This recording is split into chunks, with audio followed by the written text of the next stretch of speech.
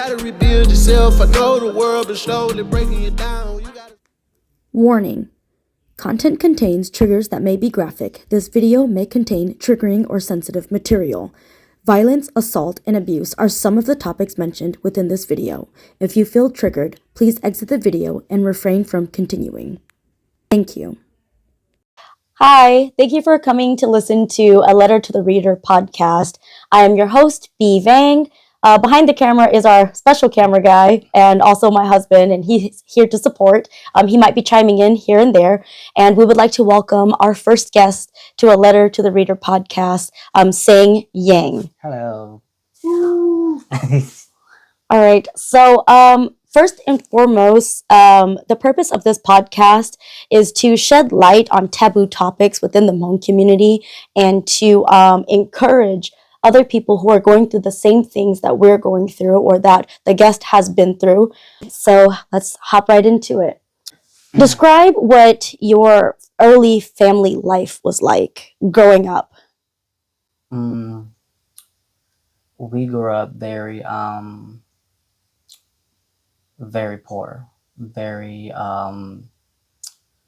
it was a struggle. It was just my dad and my mom taking care of 7 kids, and it was like very, very tough. We didn't really have anything really. Did you guys grow up shaman or Christian? I think my mom, she grew up as shaman, but my dad, he grew up as Christian. What do you currently practice now? That's kind of weird, but I believe in both. I like the good and the bad. I have some disagreeing on Christian and some disagreeing on the shaman, but I do like certain things in there. Mm-hmm. Yeah. Even for me, I totally agree, because I'm originally shaman, now I'm Christian, and then now I'm kind of in the middle. I don't like the Hmong church system stuff, so I don't go to church, but I also am not like all into all the shaman stuff. So then I tend to just kind of be in the middle. Yeah. But I look for the best in people. That's it. That's true. Mm-hmm. All right. So you said that you guys grew up really poor. So you guys were like low middle class, or were you guys poverty level? Poverty level. Poverty level. Mm-hmm. Food stamps. Food stamp. WIC, you know what I mean? All the government help stuff. Yeah, and then pick up can and then sell them, get a couple of dollars, a couple of coin, to give to the kids, they could be happy. That's what my parents did. Yeah, just because Hmong people, we drink a lot of Yes, soda and yeah, alcohol, uh-huh. right? Oh my gosh, So we make money off of stealing those aluminum cans. Yep. Yeah. Did they used to do that down here? You guys didn't live here your whole life, right? No, we moved a lot of places because I was born in Pennsylvania, but I didn't even know what was over there. I think I was only like a couple of years old, but we moved to Cali, and we live in Stockton, and that's when everything happened, and then moved to Georgia, and then moved to Arkansas, and then moved back to Georgia. So we kind of went back forth. So yeah. Why Georgia? Really thought that like but really it so. Okay. And then would you mind translating that for the audience? Pretty much just come here to pretty much be around the relative and to see if stuff go wrong or stuff go left, they could be there for you, pretty much. All right. So in search of brotherhood then. Yeah. Okay. And your relationship with your parents when you were young, how was that relationship? Everything was good until the day that I came out and everything changed. All right, good. As in like you had healthy communication with your parents? Yeah, everything was very healthy. Everything was very normal, like very normal. But then after I came out, everything just changed. It wasn't the same as before anymore. So when did you come out? I came out when I was 14. 14. And before you came out, did you already had like thoughts or ideas that you were kind of gay before you decided that you were going to come out at the age of 14? So like hypothetically at the age of 12, you might be like, is this who I am? So I forgot what age, but when I was very, very young, I have this thing in my head where I'm just like, this is a weird feeling because I liked boys when I was young and I just don't know what the definition or what that was. And I never really talk about it or even like think that there was a person like me or like example like label as gay out there. I thought I was really the only one. So I kind of kept it like kind of like pretty much just like behind closed door.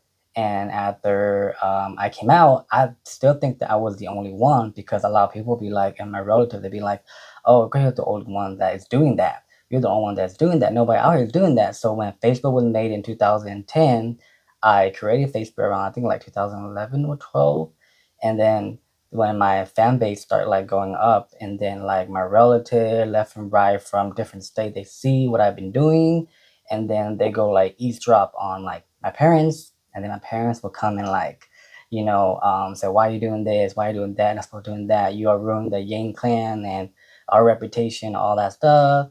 You shouldn't be putting makeup on. You should not be putting hair on, or should be wearing those kind of clothes, all that stuff. And All right. So when was the earliest that you remember feeling like you were different? probably like age like 8 or 9. Yeah. And what was that first instance like? When can you describe the moment that it happened and you're like, oh, that's not the same? Um, I remember when there was this little boy just like me. We were in school, and he came and sat next to me, and he like just hugged me as a friend.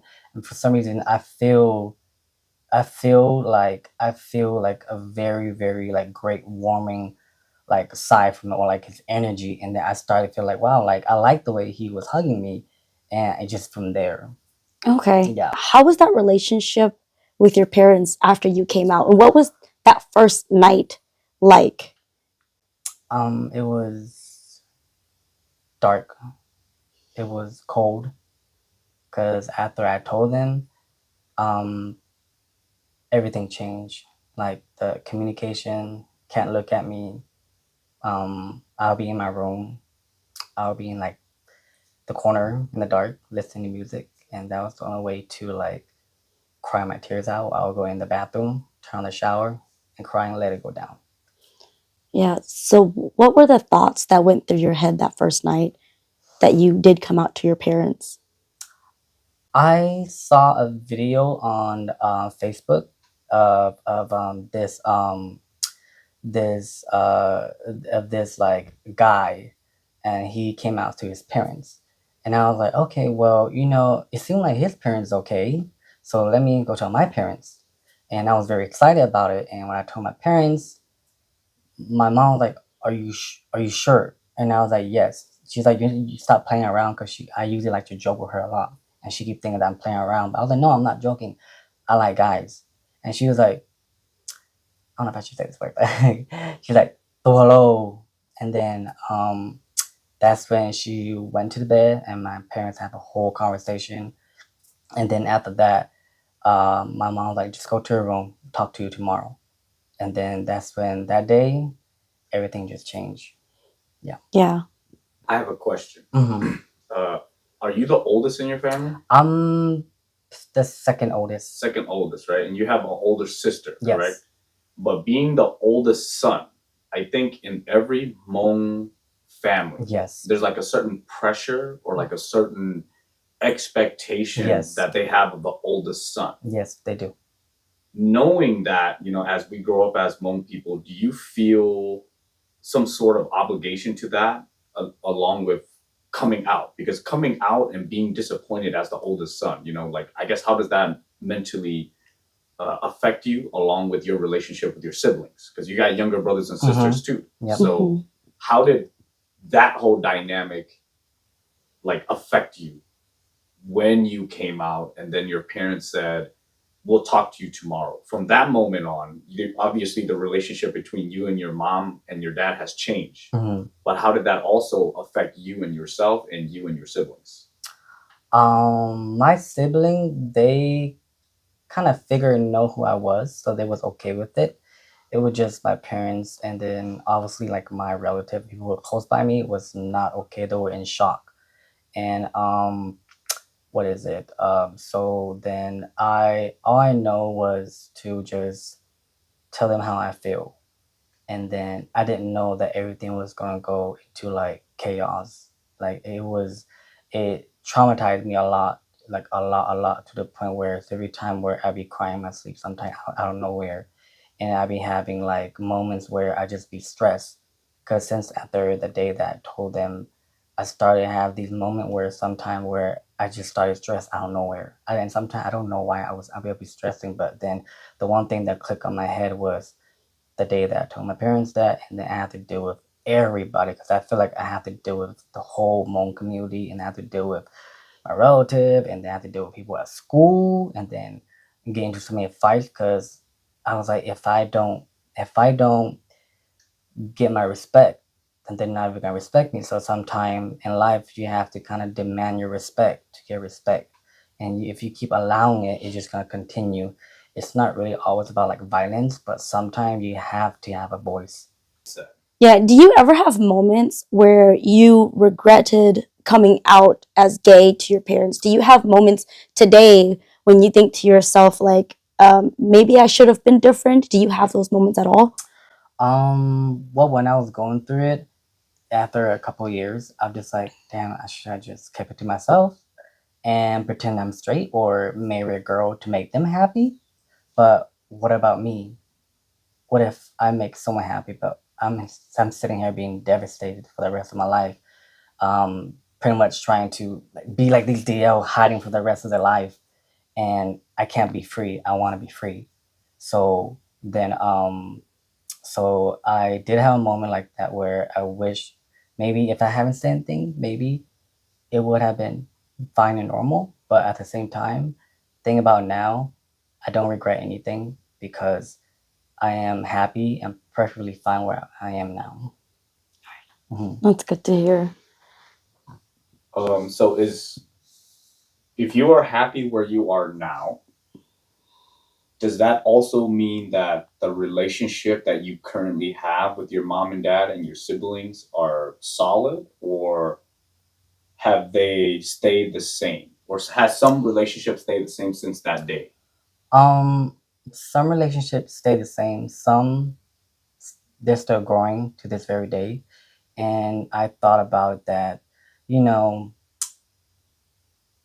my parents or the OG, they are different from a different like generation or timeline. So I can't really be mad at them because they probably don't have these kind of like people like this in their world.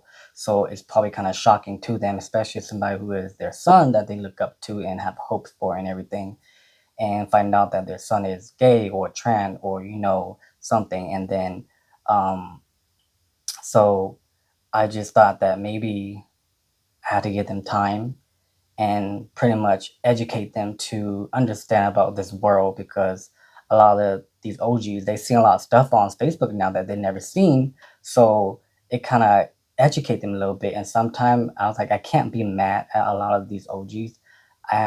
Sometimes you have to educate them so maybe they can understand. Some will learn, some are willing to learn, some may not. And sometimes just gotta let it be like that.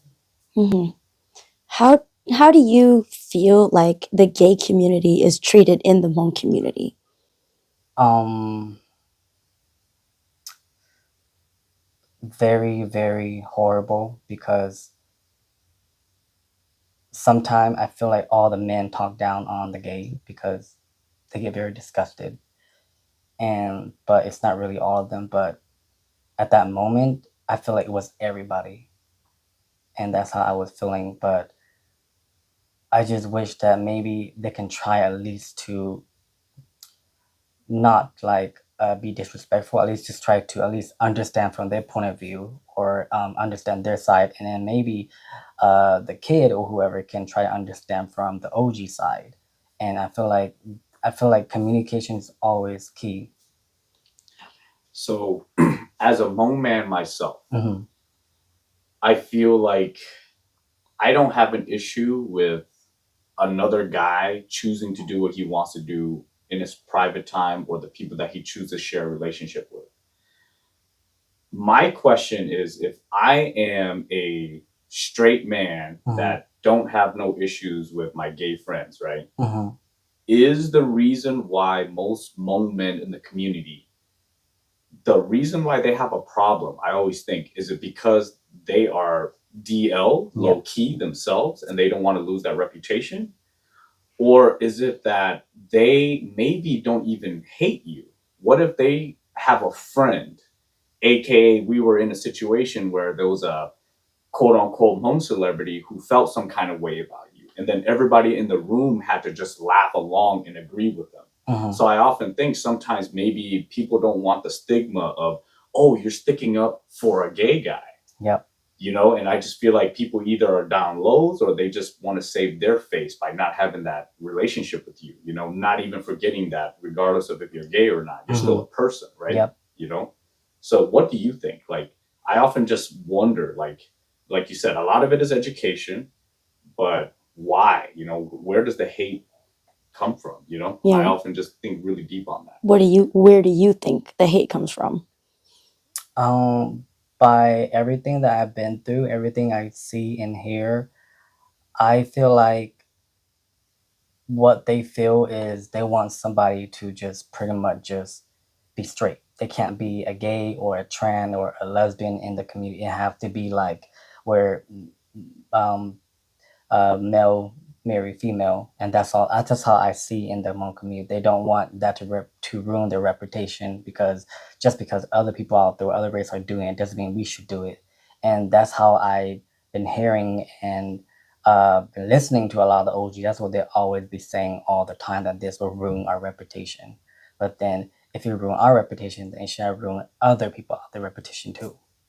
Yeah. So I can definitely see that where it's I guess you can say it's one track minded. It's tunnel vision and nothing else can be true but this one thing. Yep. So yeah, I definitely see a lot of that in the community, and we have a lot of successful gay people in our community. We do. Yeah, we have a lot of successful gay people, and it's sad.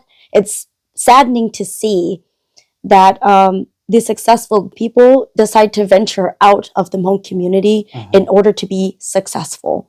The way that I like to think of it is any Hmong person who tends to get a little bit better at what they do, where they expand outside of the Hmong community. All of these people tend to love the Hmong culture, but don't involve themselves in it. Why? Even though the Hmong community has treated you in such a way that was not respectful towards you, what do you still find beautiful about the culture? The clothes, the language, especially the Hmong girls, beautiful, gorgeous, hardworking people, especially the elders, gorgeous. Everything about them is top 10 for me, and that's why I have so much respect for the women out here, because they can do so much more than a lot of these men that cannot do. They can handle a lot of heavy weight, and that's why I so respect them. And I love the music. I love the culture, the cooking, the food, everything, but I just don't like certain things. Yeah. So would you say that it's the people who ruin the culture, not the culture itself? Yes, it's the people who ruin the culture, who I feel like certain stuff is just made up. And then what do you dislike the most about the Hmong community? The thing that I dislike the most is whenever a girl go get married, and whenever the wife or husband get into argument, he want to bring up that, oh, I paid for you, so you know, whatever I say and do, you gotta kneel down to me. You can't talk to me, and really treated like the woman like slave, where they have to do all the cooking, all the you know, take care of 5, 6, 7 kids, and you know, they just sit there and you know, just let them do all the chores and work after they have done their 9 to 5 job, coming home. And it's like, how do you get to just relax at home when you come from work and I don't? I feel like it should be fair for both sides. That's how I see it. Yeah. So on that note, like, what are your thoughts on the Hmong's rule about "qitaho" or the price of the head? So what I feel about it, I feel like it's just irrelevant. That's definitely been on the books for a long time, where I've heard many families talk about, like, oh, price of the head, we don't need it anymore. You know, all it does is cause problems. And then I've heard Hmong girls say like that they got sold off like cattle. Yes. And then there's other people like my parents are still very old tradition, and all of my relatives are still very old tradition. And a lot of them say, well, the Nungri Taho is to, you know, honor the parents for Lote Tsenji, or their efforts in raising this child and raising the daughter and feeding her all those years and whatnot. Um, but I definitely see a shift in the culture where it's no longer about paying respect to the elders, and it's about ownership. Yep. I feel like it should just be, the way I see it, I feel like it shouldn't be about the money. I feel like it should just be the person. The money, it will not promise that he will take care of your daughter. Mhm. It's just money. I feel like he should show that he's taking care of your daughter. He should show that he loves your daughter. He should show that he can be the man in the family, or what is it? It's not even really about the money the way I see it, because every time when I hear that or I see that, I get very irritated about it, because I was like, why it gotta be about the money? The money will not fix anything. It gotta be about both of them. Have you ever been abused or targeted for being gay? Yes, I have been bullied at school, and get on the bus with the same bully, and then have to get into multiple fight and get grounded, stay after school because someone threw a paper at me and called me the F word. And then that's when I reacted to it. And at school, people always make gay joke all the time, and I have to really, like, at that moment, my body was shaking, my heart was chasing. I was like, should I do it or should I not? If I do it, I'm gonna get in trouble. But when I get in trouble, I have to go home and deal with get in trouble. Well, that is why you're gay. You shouldn't be gay, because if you be gay, then you wouldn't have to deal with that. So, and that's when I know that it doesn't matter what I do, whether you're right or wrong. I feel like I'm gonna get in trouble no matter what I do. Yeah, and I've heard this controversial topic where people say that being gay is a choice. Like you get to choose whether you're straight or you're gay. And I still think a lot of people in the Hmong community think that way. What are your thoughts about that? Um, to me, I feel like I am born this way. I didn't know that I was like this. I didn't know that I was like this. So I just feel like everybody is just born the way they are. Mhm. What would your advice be to young boys or young girls who are gay, who are lesbian, who are pans or whatever they may be, and they're planning to come out to their parents? What would your advice to them be? Everybody have their own timeline of explaining themselves or coming out. If you feel like it's the right time, then do it. But you have to have a very, very tough skin to what is it, to stand on all the backlash, not just from your parents, from your relative, from the community, from other people community, and you have to have really, really tough skin for that. So um, I feel like there is a place and time, in my opinion, the place and time to say it, but just have to have very tough skin about it. Okay, that's good advice. But going back to when you first came out and everything like that, if you were able to go back in time and look at yourself in the face when you were in that moment, what would you say to yourself? Be strong. You got this. You can do it. And I wish that I was this person I am today back then, because everything would have been very, very, very different. If you didn't watch that video of that guy coming out and thought that you were going to have the same reaction, you would have never came out a little earlier than you thought you were, and then you That's would have very never true. suffered the 10 years or 15 something years to become this person, That's actually very true. you know? Very true. So I often just think when you first came out, I love the advice that you're going to give, because obviously there's going to be a little kid around your age that's going to think the same thing. But you are only who you are because of all the BS. Yep. You have tough skin now because who can be worse than your mom? Yep. Who can be worse than your dad? That's why, like, when people talk to you about it, it's like, there's nothing you can say that hurts me more than that. Yep, that's true. That's very true. But then you have to accept that, though. Mm-hmm. And maybe when you're 14, you didn't accept it. But maybe now you're just like, I just accept it now, you know? Yep, that's true. Do you remember the first time you got bullied? Like the very first time that it's ever happened to you, the very first kid or the very first person that ever did anything to you because you were the way that you were. What can you explain to me what that moment was like and how you dealt with it, how you overcame that first moment? That was when I was very, very young, because when I was young, I was very, very feminine.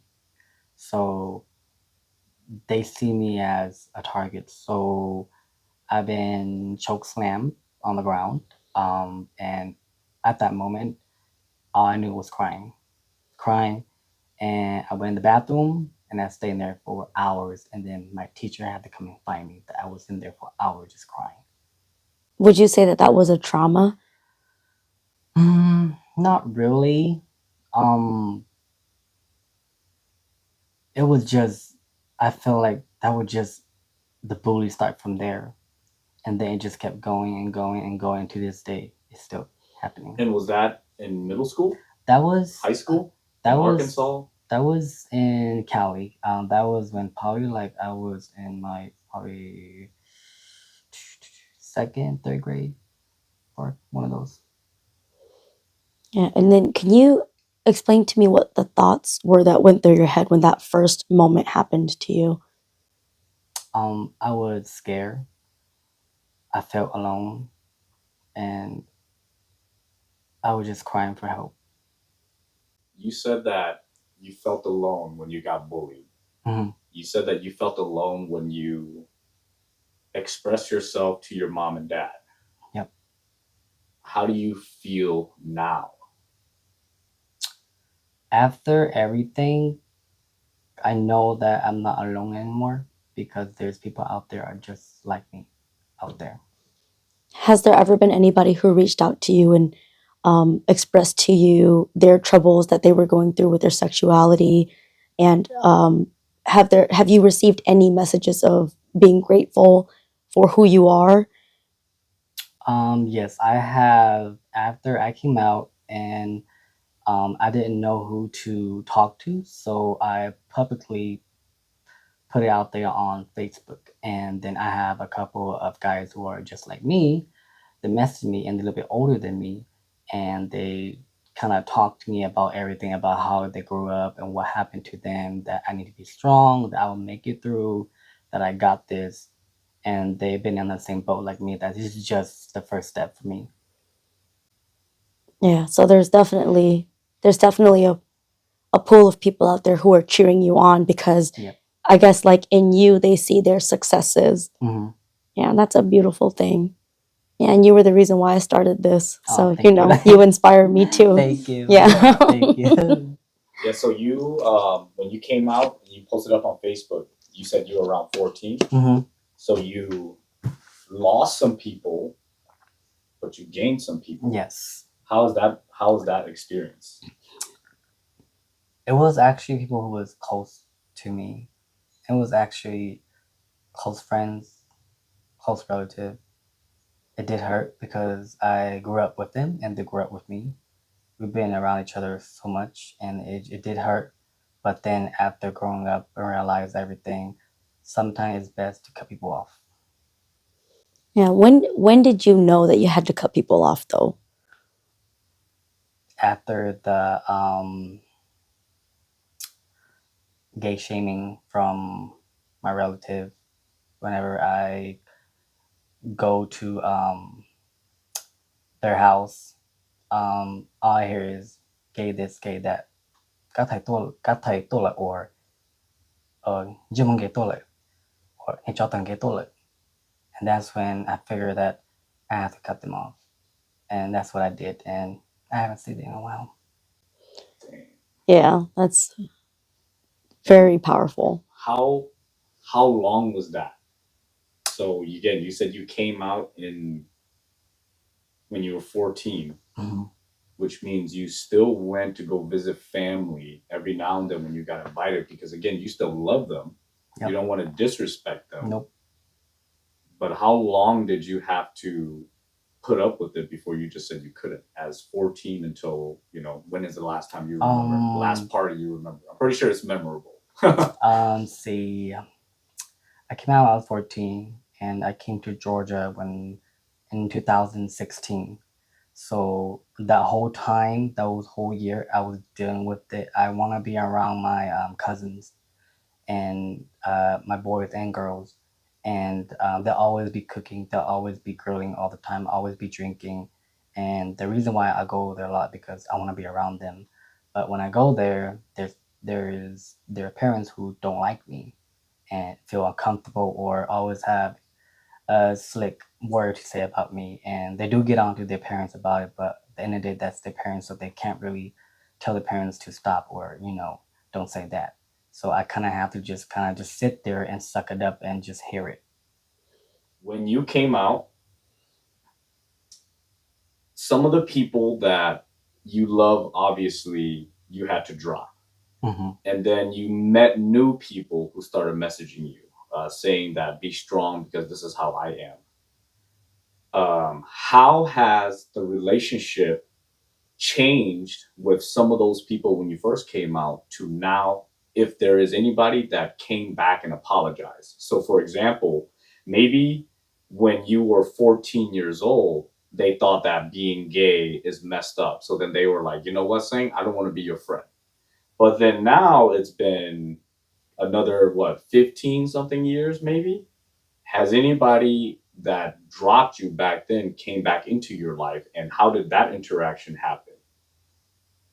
Does that make sense? I don't know if you have anybody like that. That actually did happen. I did have a couple of friends in Arkansas that cut me off after they heard about it, and after a few years when I started doing, but I didn't really accept their friendship back, but I accept their apology. But they did came back and told me that they apologized for treating me that way and saying a bunch of those stuff. But it was because after I started to do music and do my comedy video, that's when they started to, hey, I know you. Like, oh, I know him, but I'm just like, but you were the one that was disrespecting me like back then. So now you act like you know me, and now you want to be nice to me now. So that's when I was like, I accept your apology, but I don't want a friendship. I love that you said that too, where you said, no, you were fake back then, and I appreciate the apology, but I no longer want to pursue this relationship. See, It doesn't have to be a sexual relationship. People always assume like it has to be a sexual relationship. You are just like, whether we get intimate or not, I just don't want to be friends. I don't want to be another human to human with you. That's true. But I often feel like people, again, they just, I don't know, what are people's perception of that? Yeah, speaking on content creation and going and making your videos and everything online, what inspired you to start creating all of your content? I like to make people laugh. I just love when people laugh. It make me happy, make me laugh. Just to lift up some people's bad day whenever they're coming home from work or having a very bad day, so they can watch my stuff and just laugh, have a good day with it. Okay, and then there was a video that you made recently that was about Hmong men. Okay, so the video where you were stating that all Hmong men, they don't go to work, they don't do this, they don't do that, and their women have to pick up after them and everything. That video in particular was the video that got a lot of people heated. It was the video that got a lot of people angry at you and said that you were targeting all Hmong men. What was the thought process behind that video, and why did you choose to make it? because I have a couple of friends who's going through what I mentioned in my video, and then I have seen a lot of like relative and other Hmong outsider out there their issue, and I've seen how men mistreated right in front of all the other OGs, and I just feel like that was very unnecessary. So I feel like I have to say this, so maybe it will like click in some people's head, or it will like educate them to do a little bit better, treat their wife, because most of them they don't really do anything, and that's just the truth that they don't accept the truth that they do that. Because if your dad do it and then your son see it, then he's like, okay, well my dad do it, so I can do it too. I can sit at home, eat all day, and just let my wife do all the cooking, taking care of all the chores, and go drive to here, drive to there. And I just feel like that's not fair. And my video, everything I say there, it's not always true or accurate. It's just to make people laugh. But then I kind of put that into like a joke to make them laugh too. But at the same time, I wanted to understand that, hey, this is very seriously how you guys treat these Hmong women out here. They're not slave. They're not a piece of trash. They are very valuable, not to you, but to me. They're very valuable to me. So that's the message I was trying to get across to them. Okay. Well, that's good. And then you also made another video in response to some people who were clapping back at you talking about these Hmong men. If you were able to say something to them or have a sit-down conversation with them, what would you say to them?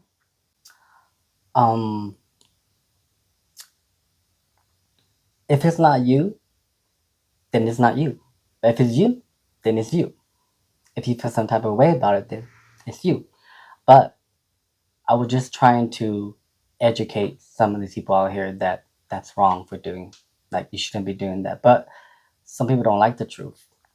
A lot of these people out here, they don't like the truth. They don't like it. They like doing what they're doing. And I just want a lot of these younger generation out here, whenever because we're going to be 40, 50 years old in the next 20, 30, 40 years.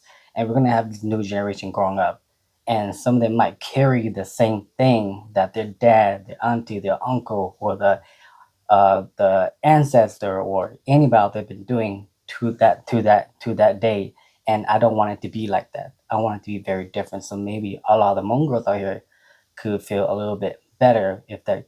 I think our generation, our community is good now, and maybe they will willing to come back. Maybe like I don't mind dating a Hmong guy.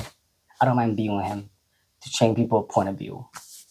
Yeah, on that note, why do you think that the newer generation, especially our generation growing up now, why do you think a majority of them are choosing to venture outside of the Hmong community for relationships versus finding somebody within the community?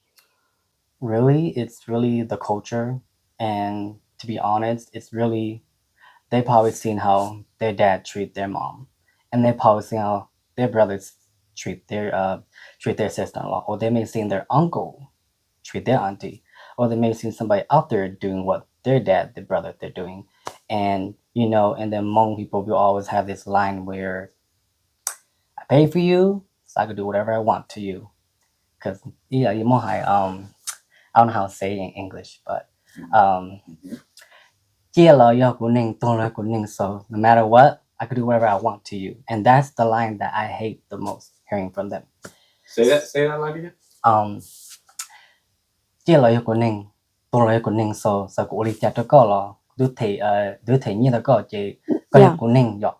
so that's what I hate about it. Yeah. So in translation, for the younger generation that doesn't understand Hmong, or for those of you who are just wanting a translation because you don't know Hmong, that phrase that he said, it means whether you're alive or not, you're my person. You belong to me. Okay, so like for me, I don't even think it's like an outside. Now, this might just be my opinion, but I often feel like it's not even that you're dating outside of your race. It's just you happen to meet another person who have similar ideas, because Hmong people get so like butthurt, right? About, oh, this person has to date Hmong, or you have to be involved in the Hmong culture. But why can't it just be like good people? I mean, don't we have Hmong people that hate us, or we hate certain Hmong people? Why then should I marry that person? right? Because that's practically what you're trying to tell me to do. But it's not that I don't want to marry people of that nature. But if this is the guy that is 70 to 80% Hmong guys, this is what I have to deal with, right? So then if you happen to just meet another person who didn't happen to be Hmong, you know, let's say like you know, your current boyfriend right now.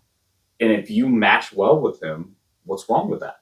Now, I'm different. I'm a Christian now.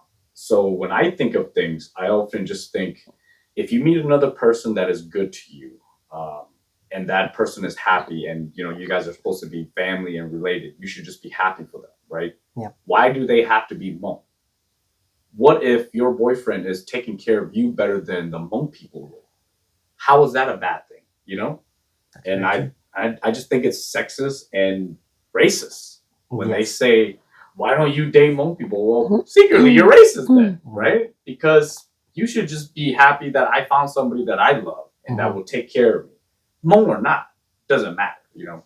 Just my opinion. Yeah, there is no superior race. And when you say things like, why don't you go marry a Hmong person?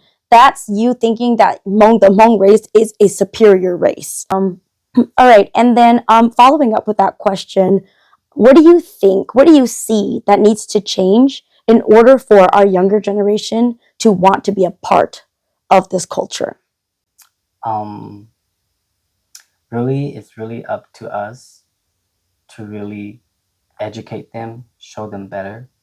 And it will be nice too if the OG show them better ways to, you know, treat like their future daughter-in-law, son-in-law, the culture, show it a little bit better a view for the younger generation out here. Not just because a lot of us seeing out here is just red flag everywhere. Yeah, because you know, people often ask me, how come I don't go out to the Hmong Georgia New Year or these big Hmong events? Yeah. Well, part of it is because I just don't like their philosophy. I don't like their ideology. Why would I give money to people that I know also believe in life in this way? You know. So for you, I feel like a lot of it is just, you know, you're just supporting the people that support you, right? And you share the same energy. But if you don't like me, you know, why should I show up or why should I be still close with you or try to? That's very true. Yeah, because I mean, you think about these kids, right? Like, why would they want to be a part of it? You know? Yeah, be a part of a culture where everyone's racist. Be a part of a culture where especially for women, if you're allowed to beat your wife, you're allowed to kick them in the head, you're allowed to take them to their parents and tell them what a bad job they did at raising their daughter. You know, they're being sold off like cattle. From a woman's perspective, right? And I'm just speaking this from my own experience and what I've seen. Why would I want to be a part of that? Where you as a man can do whatever the heck you want to me and I will always be wrong no matter what. I choose to venture out. I choose not to be a part of that anymore. Yep. You know, I think that's the reason why so many Hmong women are venturing out into other races versus staying within this culture. Now, I have seen families where the man is a good man. Yes. They take care of their family. All the clans members take care of each other. It's a brotherhood, and they are running their clan system the way that it's supposed to be ran. And those clans, they thrive, right? They thrive. All of their women are strong. All of their women are outspoken, and all of their women are free to do whatever they want to do, so long as they serve their purpose within the clan. And I think that's a beautiful thing. If we can maintain that throughout all of the clans, I think it'll be better for everybody. I mean, I would consider myself as a small population of the Hmong men that, let's say hypothetically, I love my mom, I love my sister, I love my cousins. And obviously, when I see these things happen, I don't want that to happen to them too, right? Mm-hmm. So it's not even that I am any different from these men. But the difference is when I see bad things happen to the people that I love, whether they're related to me or not, because again, some woman out there is going to be somebody's mom, somebody's sister, somebody's daughter. And when they get mistreated, how can I be okay with that? And if I'm okay with it, are we just gonna again show up at your family's get together and just secretly have this invisible "I hate you all"? And it's not even that you hate them. You just don't want to go to the Hmong community because they hate you. Yes. And then they wonder why we don't want to be a part of the culture. Yeah.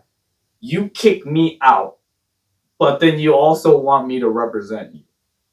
How does that, like that, it hurts my brain trying to wrap my head around it, I And totally if you're the get new that. generation, why the hell would you want to be a part of the Hmong culture? Exactly. Forget about just being a Hmong woman getting abused. Mm-hmm. As a Hmong man, I wouldn't even want to be a part of the culture because I don't want to see my mom, my sister, my little cousin get beat up because they got to shut the fuck up after they get their ass whooped, Yep.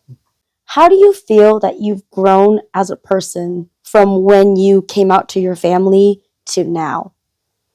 I just became more open because I really, personally myself, I don't really have nothing to hide. I'm very open about myself, about my life. Not like personal stuff, then that's between me and my aunt. But other than that, like I'm very open. I become very bold, very strong. Um, it made me work harder to be more independent and make me very ambitious. So this idea is going to relate kind of back to earlier of the earlier questions that we talked about. You had to go through a bunch of crap in order for you to develop this thick skin. Now you know what to expect and you know what you wish you would have known. And this is the message that you're preaching to younger kids, especially if they have a similar lifestyle as yours. With that being said, I have gay friends and gay cousins as well, outside of just your relationship and me, either whether we're related or not or whatever, doesn't really matter. I think my cousins and my friends, when they came out, they went through a lot of physical hell with their family. So, for example, I have a gay friend who lives in a family that is Christian. So, all of a sudden, you want to pray this gay away. I have some friends that are gay that are shaman. All of a sudden, we're killing freaking a chicken every week or something like that to fucking save my gay son or my lesbian daughter, Yeah. And what now? Again, you can tell what you want to tell because this is your personal trauma that you're willing to share. But what are some of the things that your family tried to do that you're willing to share that you had to go through? Because I know if you're not a Christian, there's some random cousin or family that you probably have that is a Christian that's trying to pray your gay away. Maybe you're not shaman anymore. You might have some shaman that's trying to hoop bleed for you so your gay will go away. So I often think, what experiences do you have with your family that has been privatized that you can't talk about, or whatever, however you want to talk about it? Does that make sense? Yes. They tried to force me to sleep with a girl. Get me drunk to sleep with a girl. Technically, really, to make a girl drunk and pretty much me, you know, doing what they want me to do, and I feel that's rape. When somebody is unconscious, that's rape. They can't defend themselves. So that's throughout my whole life. Most of them, they've been making me do that. And I just never want to be a part of the and I don't hang out with them anymore. So that's mainly the thing that I had to deal with. Imagine, even if you were straight, imagine I want you to have sex with this unconscious individual. You don't even have to be straight or gay to be traumatized by something like that. What if I'm just not that guy, But then your family almost kind of bullies you into doing this, This is what a man should do, and this is what you need to like. Whatever it is that you like doesn't matter. This is what you need to like. Yeah. Oh, you don't like to be masculine because you're gay? Let me shoot steroids into you. I have some friend who's gay where they try to shoot steroids into them because steroids make you more of a man. Yeah. Or pray your gay away or hopefully away. It's just ridiculous to me, you know? Instead of loving your child, instead of just spending that 5 minutes saying, I love you, you spend a lifetime of religious things that you don't even believe in. And you try to do something that you don't believe in to fix the person that you should be believing in. Yeah, and at the end of the day, it doesn't help your relationship with your child. Yeah. It tears you apart. It makes them think, now you're not safe to be around, and I don't choose to be around you. And that's exactly what that does. So for those of you who are currently going through all of this, whether you're the parent or the child, just know that praying the gay away, killing a chicken to sacrifice to make the gay go away, telling the child that they're not welcomed if they are gay, that's not benefiting you. Shooting people up with steroids, most definitely, is not helping in any way. It just shows them that your love is conditional. Did you ever struggle with mental health? And are you currently going through that? And how did you overcome those moments? I'm still traumatized. I'm still like depressed. Like, I have a lot of cuts on my body that I have harmed myself a lot of time, and there's still like a scar on my body. Um, that's something that I'm still trying to work on too, because a lot of stuff I've been through, it traumatized me where sometimes I can't function right. Sometimes I will be mad at the world when they haven't done anything to me really. And really it's those who have done stuff to me that I'm mad, but for some reason I'm more mad at the whole world for some reason. I feel like I'm the black sheep where I have to like be on guard every single time, have to fight everybody. Yeah. When was the first moment that you went through something with mental health, and what happened to make you feel that way? It was really after I told my parents and then all my relatives, they all know that I was gay. And that's when I started to stress. After that day, stress, depression.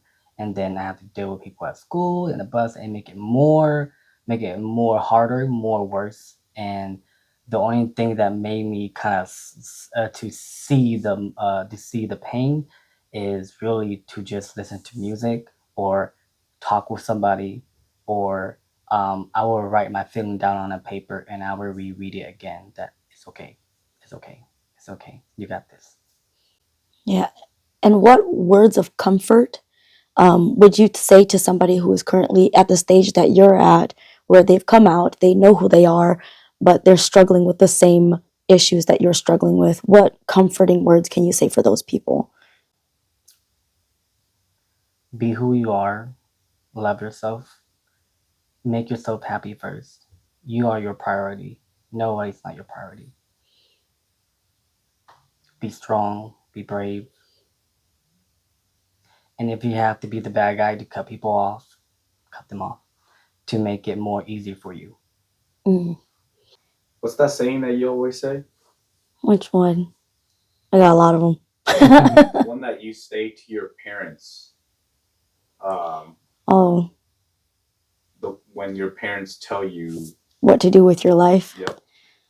So, like, I always say this to my parents, and I always say it to everybody else who come to me for advice on what they should do about what people are telling them to do. And my word of advice would be, when you were born, only you came into this world. When you die, only you go into your grave.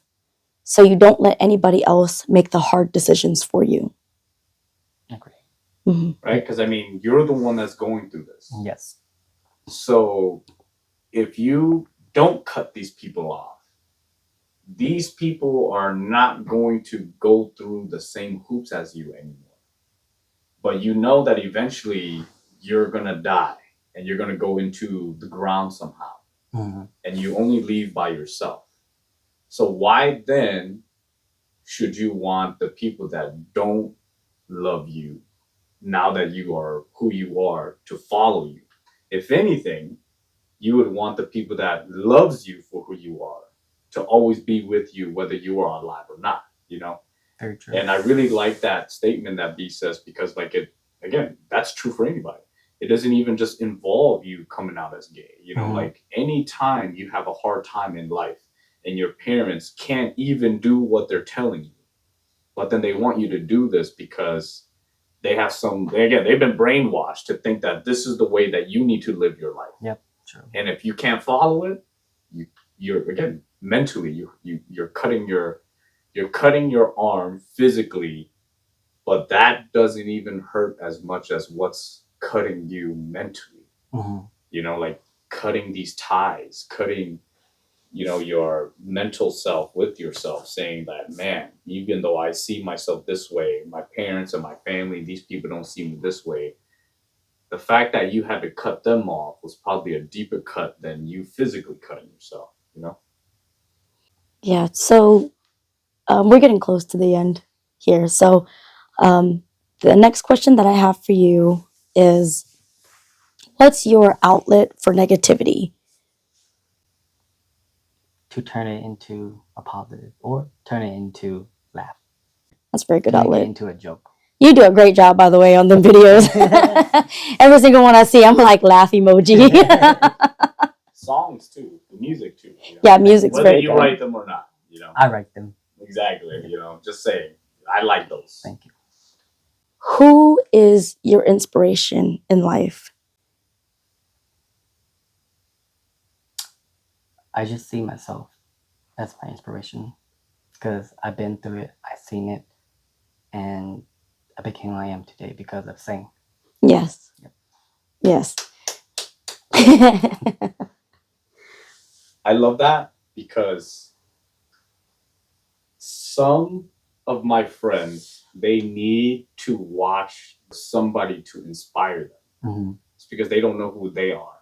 Yeah. They need somebody to inspire them, you know, but you are that hero for yourself, you know?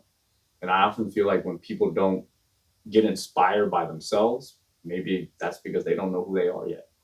When you know who you are, you don't need another person to inspire you. They can, because obviously if I see another guy lifting weights, I want to lift weights really hard too. Exactly. But that could be anybody. It doesn't have to be a specific person, you know? And I love that. Just myself. Thank you. You know? All right. Do you have any messages that you want to tell the world about you, who you really are? So that's something that a lot of people have been asking me. Am I a transgender? Am I gay? Or am I? Because there's like a lot of label of me. I like Seng, and then I like Myra. Both of them are me. Myra is not a character. Myra is actually me because it makes me happy both ways. But I will say that I am going to get work done. I'm going to get my boob and my downstairs, and then get tummy tuck and everything. So, but I still love Seng. I just want to let everyone know that I still love Seng regardless. But I do love Myra too, and Myra make me happy. Okay. So would you consider yourself, so how would people approach you then? Are you known, your pronouns, are you he, she, they, it? To be honest, like some people it bothers them, but me it doesn't bother me because Seng's still a part of me, and Seng is still me. So if they call me he or she, it doesn't bother me. Okay. All right. And then you said that you are going to go get work done. So that's your consideration of you becoming transgender then? Okay. Yes. All right. Well, let us know when that happens. That'd be exciting. Yeah. All right. And then if you could be known for 3 things, or if you could be remembered for 3 things, what would they be? Bold,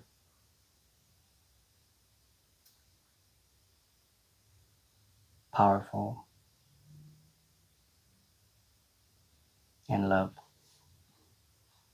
All right. And then do you have any last words for those out there who are going through what you're going through, or they are going to be going through that? What are your last words to those people? See you later. We'll If have you him on again. if you do ever see this, I want you to reach out to somebody. I want you to talk to somebody. Because at that moment, you may not know what's going through your head or what's going on. So I want them to reach out to somebody, talk to somebody. All right. Thank you so much for this interview, problem. Seng. I really enjoyed our time together, and we'll definitely be hanging out more in the near Yes. future. Yeah. Did you have anything to say? If I wanted to reach out to you, where can I find you? Oh, there you go. That's a good one.